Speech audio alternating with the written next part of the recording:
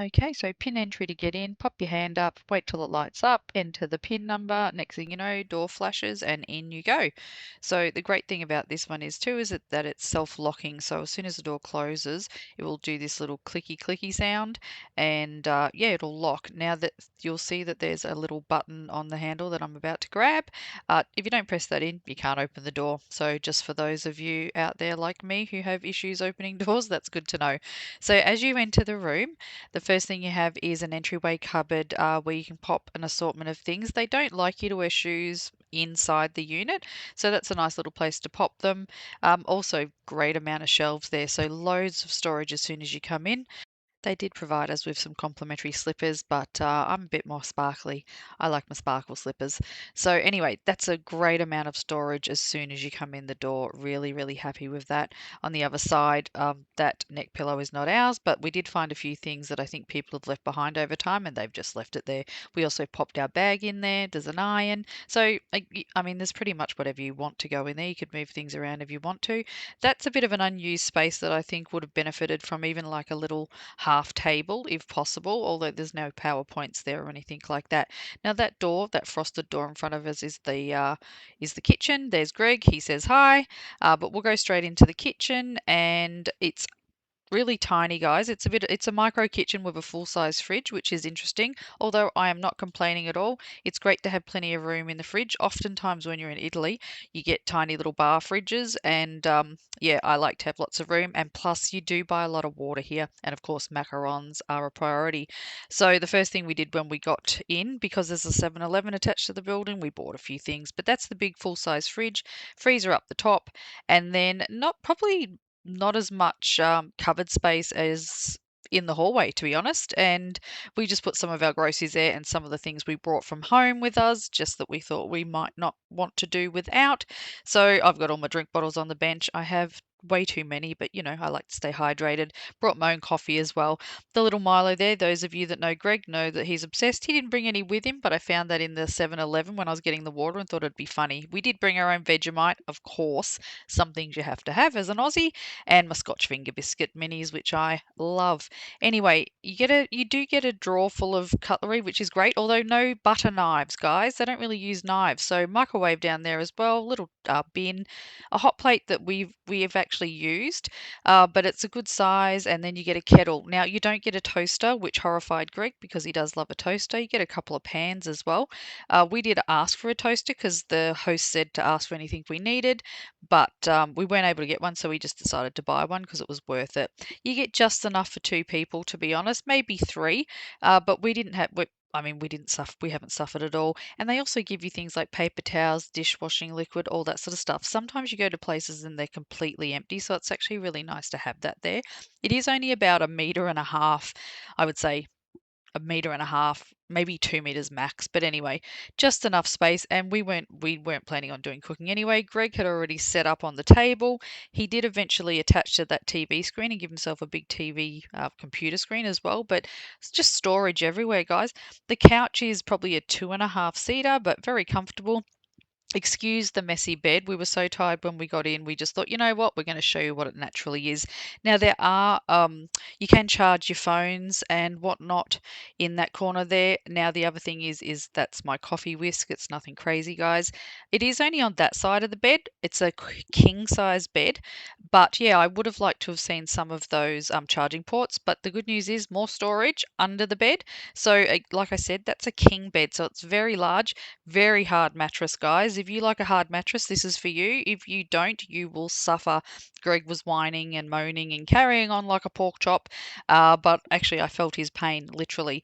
That's the table that probably could have been over by the front door, or that might have blocked the entry to the kitchen. But you know what? That's where I decided to set up because it has a PowerPoint there. That's all my Italy stuff that I'm learning, all my language and my flashcards, and also the Italy walks I'm planning on going on when I finally get there. But I decided that was my place to stay. Then we turn to our ensuite bathroom, which has a nice walk-in shower. Now, I didn't put the camera up high enough, but there is a rain shower there as well as that handheld nozzle. Nice nook there. Now, the shower did flood for us guys, and Greg had to end up fixing it. They sent us some Drano, which didn't work, and he ended up getting in there and fixing it himself after a couple of floods. Bidet toilet, and then you've got a little shelf you can put more things on there. It's actually a nice sized bathroom. Again, plenty of storage. Came with lots of things like shampoo, conditioner, hand wash. You've got power plugs there for your hair dryer that came with it. Already popped some stuff away in that cabinet. Italy is calling, of course it is. But yeah, nice that you could open that and pop a few things in there as well. There's me. Hello. Then we walk back out into the bedroom. Then we turn to the wardrobe, which lights up when you open the doors, which is nice. Loads of hangers, plenty of room to store our luggage. And look, we were traveling pretty light, so we weren't worried too much about the space, but there is plenty there. So then we turn to my side of the bed. Now, I did bring my own charging dock, and I'm glad I did because there aren't those charging ports built into the wall. So, but you know what? It was fine. Then we have our wash machine outside. That's got the air conditioner built in behind it. That's our bit of a view, and then an airing rack. So I didn't get it for the view. I wasn't too fussed. I'm on the 17th floor. I've got a really urban view. It's still nice to see lit up at night. And it was a lovely breeze that would come in off, even though we did use the air conditioner most of the time. It was still nice to have that breeze come in, and it allowed us to drag the airing rack in when it rained in the afternoon, because otherwise your washing gets all wet again. Anyway, it's a lovely size for two people. You'd be pushing it at three unless you had like a small child. But those doors were really nice, although they are completely see-through, so you wouldn't want to be doing a nudie run from the bathroom at all. You might get caught out. So, yeah, just keep that in mind. They are not tinted. But anyway, I'll move on to some common areas, but that's pretty much our space, and we quite liked it. Now we move into some of our common areas, and this is on level 8, guys. So we're on level 17 for our room, and then we would come down to level 8. It was kind of weird to come down to level 8 and see the pool out the window and all that sort of stuff. Normally, wherever I've stayed, the pool's been on the ground floor or the roof, but this is actually on level 8. But this is like a nice common room. You can work down here. It's actually hardly ever, I've only ever seen maybe one or two people in here at any given time. It does seem to get a little bit busier at nighttime, which is interesting.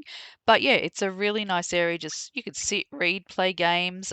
It does seem to tend towards being quiet in there. But yeah, like I said, I haven't seen that many people, so it could get more. It could get quite loud. Now you can hire some of the rooms down here as well. There's a booking system to do that. I guess if you have any meetings or you're working from home or you're there on business. And then up these stairs, it's actually quite lovely up here. It gives me total library vibes. I thought I'd take a nice leisurely walk up the stairs and bring you with me just to show how, how easy the stairs are, I guess. Now, I believe there is a lift that goes to this floor for accessibility as well. So anyone who couldn't walk up the stairs themselves for whatever reason should be able to get up there via a lift. Now, this is you don't even need a sign for this. This is a very quiet area. You wouldn't come up here to be loud. I would consider you'd treat this like a library space. Now, there's no books up here that you can read. That's all for show. But there's nice mats up there. And as I did come up the stairs, I don't know if you saw that I did a quick kind of turnaround because there was a gentleman over lying down on one of the mats, so I didn't want to intrude on him at all. So yeah, it's a really, really lovely space. I personally haven't worked there. I've felt like coming there to work while I'm not working anymore, so that's probably why I haven't done that. But what I haven't done is gone in there like with a laptop or anything like that. I haven't read in there either. I've actually read by the pool, which I will get to later. But as you leave this area, it's actually really nicely set up. So you walk out of the elevators, and then you've got the gym on one side, and then that common room on the other side, and then the pool right in front of you. So as you walk into the gym, it's cardio down the bottom, so loads of walkers. It's actually one of the biggest gyms I've seen in any accommodation that I've ever been in. Again, I've maybe only ever seen two or three people in here at any given time. I guess, people just work on different schedules and whatnot, but That's about as busy as I've ever seen it in this video. When you do go up the stairs, that's where all you're doing like your weights and whatever the fancy word is for doing weights and whatnot. There's probably a fancy word, but I don't know it. Now, there were a lot of men taking themselves very, very seriously up here, which I admire, and making lots of manly noises. And I didn't want to intrude in the slightest because it all seemed very serious and again, I didn't want to breach anyone's privacy, but you get the vibe. Basically, cardio downstairs and then weightlifting and whatnot up the top. So then you walk back out here, and then to our left is where you enter the pool area, which is my most favorite place in the whole place. Now we arrive at my happy place. I call it a treetop walk, and it is a bit of a treetop walk, but I just adore coming here. I do my walks in the morning down here. It's nice and shaded. It is still hot as Hades out there, or and very sweaty, but it's just lovely. It's got little seating areas along the way. The only sad thing, well, the only thing I feel sad about is that you're not allowed to eat or drink down there. So I could imagine myself sitting there having a nice wine and maybe a snack if that was allowed, but as it isn't, it's still a really beautiful walk. Now, I think I do about 30 laps of this in the morning. I'd rather do that than go into the gym on a treadmill. Um, and I think that probably gets me about, I don't know, 2.5, 3 kilometers. Like it's quite, you can't really get the size of it from even me walking through it. I do apologize for the jerkiness of the camera movements here. I'm not the greatest at it, but I also wanted to be really mindful of respecting people's privacy. What we're going past there is actually a big playroom for kids. Like it's 2 stories. If you're a kid, you would love it. I just wanted to be super mindful. I didn't get any children if the shot if I could help it because I want to not get anyone on screen who doesn't want to be on screen. So, which is also why I do these voiceovers. I don't want to be obnoxious and walk along making a load of noise and talking and chit-chatting and, being a YouTuber, if if you want to call me that. So I like to do the voiceover later, but it's such a lovely walk. There was a really nice breeze when I was doing this. I think I'd gone down here at about, I think it was probably about 7:30 in the morning. I wanted to get out. It usually gets a little bit busier around 9, so I thought I'll try and get out when there's not many people around. Now you can do the whole loop on one level, but I decided to go up these stairs. Now that path actually connects building A to building B as well, so they kind of share the pool in the middle. But I decided to go up these stairs because I thought I wanted to see what was up here. It's a bit of a blank space. There's not really much up there. I don't know if that's where you could potentially hire it out for events or anything like that. Yep, that big bump was me falling down a step that I didn't see. How embarrassing! And then it is really feels like a real treetop walk when you walk through the trees up here, and it's just lovely. Like you imagine that you're not in the middle of you know, Bangkok. I mean, this is just crazy how green it is. It's really nice. It gives me kind of Singapore vibes with all the greenery. So super nice.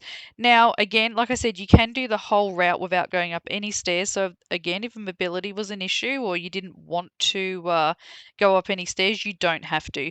Now, the camera might get a bit of a swing again as we go because I'm trying to get a glimpse of the pool, but I'm also wanting to try and keep people out of the screen, off the screen if I can help it. But that is a 100-meter pool. I was telling my friend about it. She's like, surely it's not 100 meters. And I said, it is indeed. Now, it is quite shallow. It doesn't get deep anywhere, but you're kind of crouching down in it as an adult, but absolutely perfect if you've got kids. And ample room for everyone, loads of sunbeds. Funnily enough, it seems to get really busy around 6, 7 o'clock at night, but because it's so warm, everyone's out. That's just a little shower you can kind of, hose off under before you go back inside. And then I've kind of done a route. Now, there is a bigger route, but I didn't want to bore you with my talking for too long. This gives you the idea of what we're looking at, but my absolute favorite place. Love it. As I said earlier, I like to kind of avoid it when filming people. There was always someone in the spa, so we took this actually from our room, so you couldn't really see. But in that kind of top left-hand corner is the spa. But this also gives you a really good idea of how big this pool is. Like I said, it's 100 meters. It is quite shallow, but it is huge. And yeah, I love it. So now we're actually going up to the 61st floor. And when I say we, I mean Greg. I've been up there once. However, I could feel the building move. It freaked me out. I already get vertigo all by myself, so I didn't need to be up there feeling all discombobulated. So Greg was brave enough to go up there and get this, film this for me. So it doesn't seem to bother him, and I think it's worth the view. So we haven't got a view at night yet, but just looking out the window now, you could just imagine. So there are lots of rooftop bars in the city. You don't even really need to go to one if the view is what you're going for, because this is absolutely phenomenal. You can literally see the whole city on all sides. So whether you're in Tower A or Tower B, you would imagine you'd get quite a similar view. We're in Tower A.